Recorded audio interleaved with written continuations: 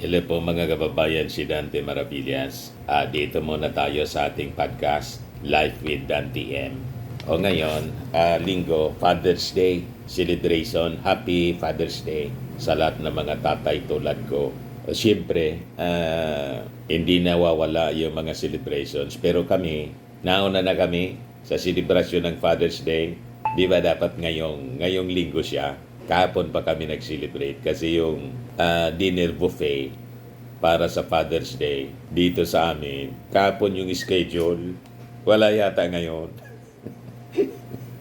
Kaya nauna na po kami kahapon mga kababayan, nag-dinner date kagabi. Di ba? Masaya. Matao kagabi doon, punong-puno sa Marison Hotel. Yan, kuha ng aking anak.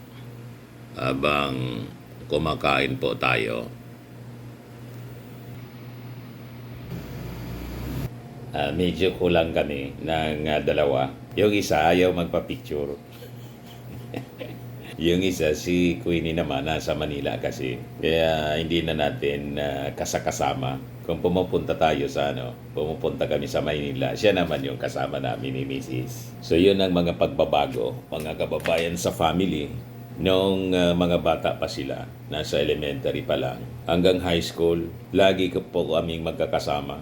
Every Sunday, nasa church kami. Tapos after mag-church, diretso kami sa mall para kumain. Tapos manood ng movie. So ganun yung routine namin. Talaga pag lumalaki na yung mga anak, may kanya-kanya na kasing buhay.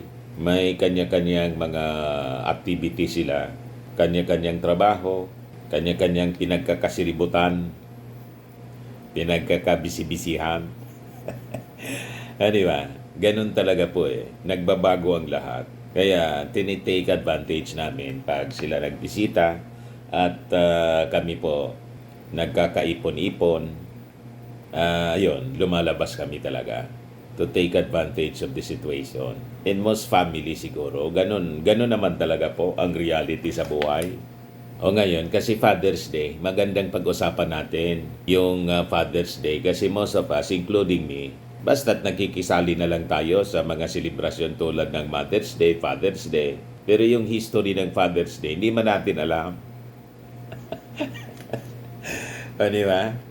Kung hindi ko pa sinerge ngayon kung ano yung kwento ng Father's Day, bakit ba tayo nagkiki-Father's Day? Saan ba ito nagsimula? Bakit ba tayo nakioso? Ito palang Father's Day, mga kababayan. Nag-originate ito sa Amerika.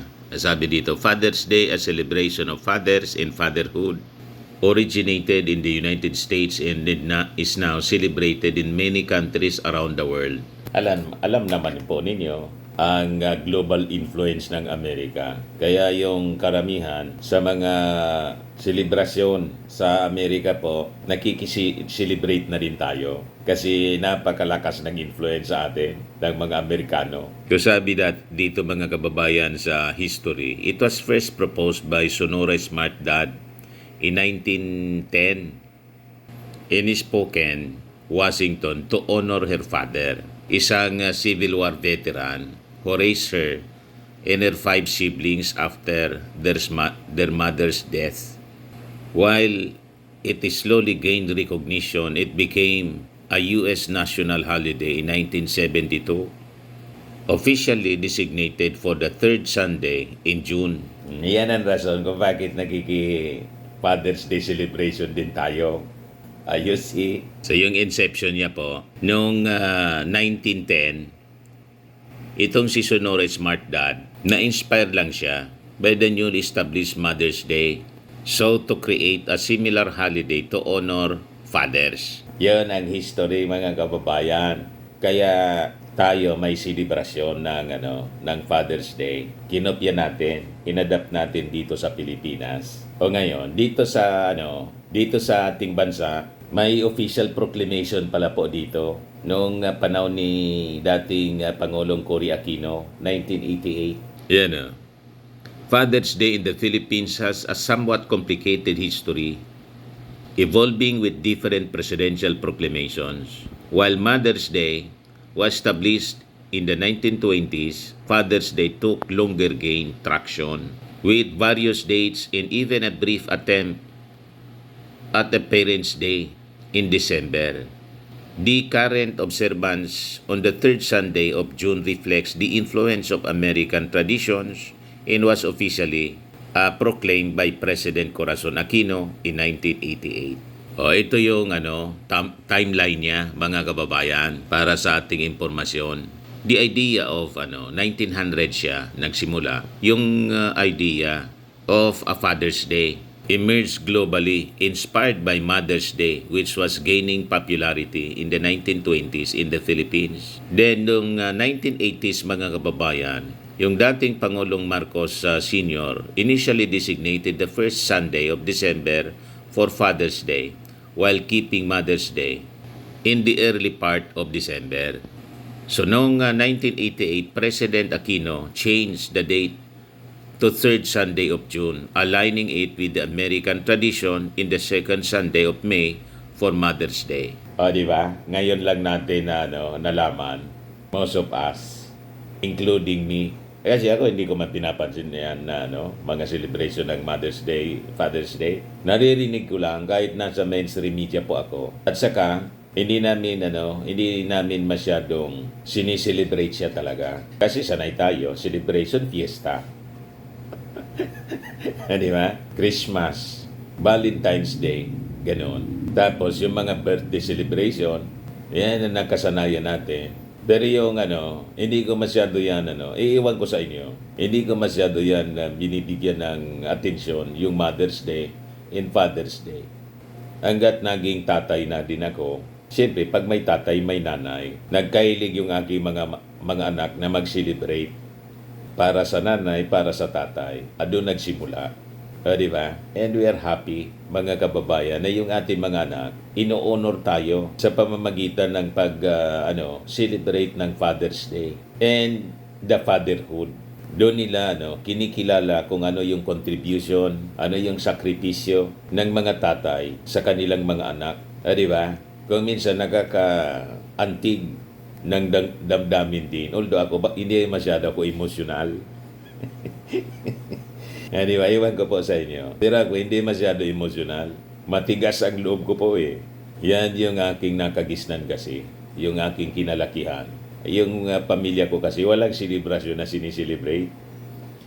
Naalala ko, mga kababayan, nung kabataan ko, yung tatay ko, kasi farmer, mahirap yung buhay, may konting property kami, pero as a farmer, talagang lubog ang pera pag nandyan ka sa barangay at hindi ka marunong sa negosyo, kundi yung pagbubungkal ng lupa.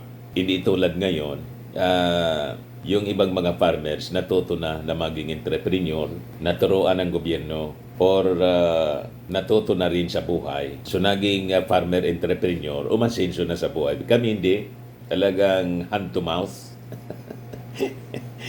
Kaya nung panahon ng aking kabataan, mga kababayan, lahat ng celebration, fiesta, Christmas, birthday celebration namin, iniman namin yan, walang okasyon sa amin. Walang activity, kundi maghanap buhay. Nasa gitna ako ng palayan.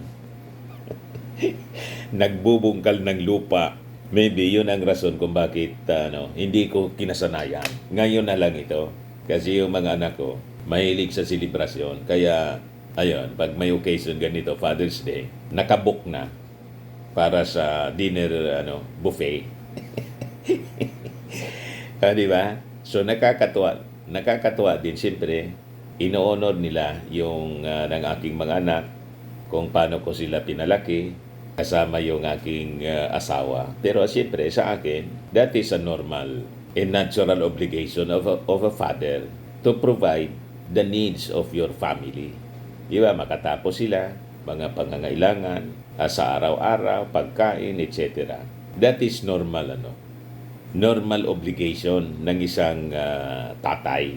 Pero siyempre, nakakatuwa din kasi binibigyan na ng importance because of this Father's Day celebration.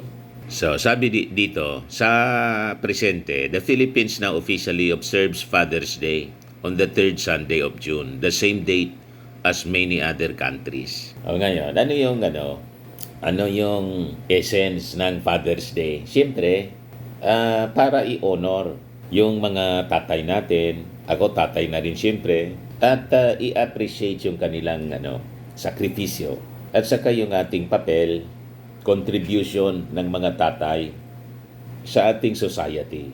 Ito yung araw para iparamdam natin sa ating mga tatay. Tayo siyempre may tatay, kahit tatay na rin tayo. Yung ating gratitude dahil sa kanilang, yung tinatawag na unconditional love of a father. Di ba? Yung support na binibigay sa atin and guidance. And sometimes kasi mga kababayan, yung iba galit tayo sa ating tatay, galit kayo sa inyong tatay, nangyari din yun sa akin. Kasi minsan hindi natin naintindihan yung gustong mangyari ng ating tatay. Ako nga po, matagal na nagtampo ako sa aking tatay, na-realize ko lang na tama siya. Ngayon nang nagkapamilya rin ako, kaya pala napakahigpit sa akin ng tatay ko. Kasi ayaw niyang mapahamak ako, ayaw niyang maligaw ako ng landas. Sa feeling ko kasi, nasasakal ako kasi most of the time, pag gusto ko sanang lumabas, pumunta dito sa lungsod, kasi nasa barangay kami, ayaw niya. Dapat nandun daw lang ako sa amin. Huwag basta lalabas. So, naintindihan ko na kung bakit ayaw niya akong maglakad ng mag-isa. Kaya lang, importante din pala na mag-explore tayo. Pag hindi tayo nag-explore, baka hindi nagbago yung buhay. Di ba? O nandun lang tayo sa tinatawag na comfort zone. So, importante rin na hinahayaan natin ang ating mga anak pala na mag-explore sa mundo. O, di ba? And isa sa mga purpose kung bakit tayo nagse-celebrate ng Father's Day, and it is recognized by the government through proclamation po. Hindi lang to honor the fathers, kundi naging din siya, pamamaraan para mapalakas yung bonding ng bawat pamilya. Kasi napaka-importante ng family. Magandang pamilya, maayos na pamilya with the guidance of the father. And syempre, hindi nawawala yung mother. Pag may father, may mother. Yung ating mga anak. Yung family kasi, pag hindi maayos yung pamilya, alam niyo na, magulo pati ang community. Yung gulo ng community galing po sa magulong pamilya yan eh. Kahit yung ating bansa. Kaya sabi sa turo sa atin, di ba? In school, the family is the smallest unit in our society. At dapat binibigyan ng importance yung family na maging maayos. Pag maayos ang pamilya, maayos ang community, maayos ang barangay, maayos ang lungsod, maayos ang province, maayos ang buong bansa. So, importante talaga ang tamang guidance sa pamilya, sa mga anak. At ang may obligasyon dyan yung tatay as head of the family. Diba po, mga kababayan? So sabi dito, dads really do matter. Children needs fathers just as they need mothers to love them, to be interested in them, and to respond to their needs, making them feel valued and understood. Fathers and father figures make a vital contribution to their children's development. Kaya kita ninyo mga kababayan, minsan kung yung tatay hindi nagampanan yung kanyang papel na napakahalaga sa isang family, nawawasak po ang pamilya. Lalo kung ang nagtinarantado, di ba? Ang naunang nagtinarantado yung tatay. Yung tatay po, haligi ng tahanan. Yung nanay, ilaw ng tahanan. So, importante yung tatay talaga kasi siya ang haligi ng tahanan. Pag ang tahanan po, nawala yung haligi, madaling ma-destroy pagdating ng halimbawa may paparating na unos, may paparating na bagyo. Kaya nangyayari po sa family, pag nawala yung tatay, yung nanay, tumatay yung tatay at nanay. Kaya yung mga nanay na tumatayo pang tatay, kasi yung tatay, okay lang sana kung halimbawa namatay, hindi na natin yun mababago kasi yun ang destiny niya. Pero yung tatay, sinadya na tinarantado. Di ba? Mga kababayan, yan ang problema. Napunta sa ibang bahay yung tatay. At share ko kasi ito sa inyo mga kababayan, isang tula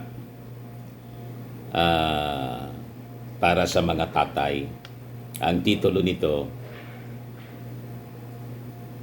Ang Aking Ama by Princess Rosel 319. Sabi dito, ang aking ama, ang aking amang haligi ng tahanan, nagtatrabaho't nagkakayod ng lubusan. Ngunit ang pag-aruga sa amin ay hindi kinakalimutan. Kanya-kanyang pagmamahal nais naming suklian. Ang aming amang sa amin ay bumuhay. Laging nandyan at nakaagapay, hindi malilimutan kanyang mga gabay. At hindi ipagpapalit sa kahit anong bagay. Ikaw ang unang lalaking aking nasilayan. At unang lalaking naging kaibigan. Unang lalaking minahal. Akong tunay. Pinapahalagahan at inaalagaan ng higit pa sa inyong buhay. Salamat sa regalong bigay ng Diyos Ama. Isang mabuting ama't mapagmahal na asawa, magandang lalaki ang panlabas na hitsura at mabuting budhi ang sa puso'y nakatala. Aking tulang sa iyo ay inilaan. Iyo sanang tanggapin at magustuhan. Mga mensaheng nais sabihin, naway maunawaan. Ito'y aking pinag-isipan at totoong pinaghirapan. Aking amang laging nandiriyan. Pag may problema'y aking nasasandalan. Kahit anong mangyari ay hindi kami iiwan. Isang pangakong kanyang binitawan. Ito ang oras na ako'y mangangako. Sa iyo, Ama, nasaksi ang mga tao. Mga taong babasa nitong aking soneto na aking inilaan para lamang sa iyo. Aking ipinangako sa aking sarili na protektahan at mamahalin ka oras-oras, lagi-lagi. Sa iyong pagtanday, ako iyong laging katabi, ang mag-aalaga sa iyo hanggang sa magabi. Buong puso ko itong ipagmamalaki na ikaw ay aking ama na siyang aking kahalili sa lahat ng bagay at sa lahat ng sandali. Aking amang sinasabi. Di ba? Mga kababayan, napakagandang tula para sa mga tatay. So, Happy Father's Day sa mga dakilang ama. Yung mga hindi pa po nakasubscribe dito sa ating channel, Live Feed TN, click subscribe po. Salamat po. Bye-bye.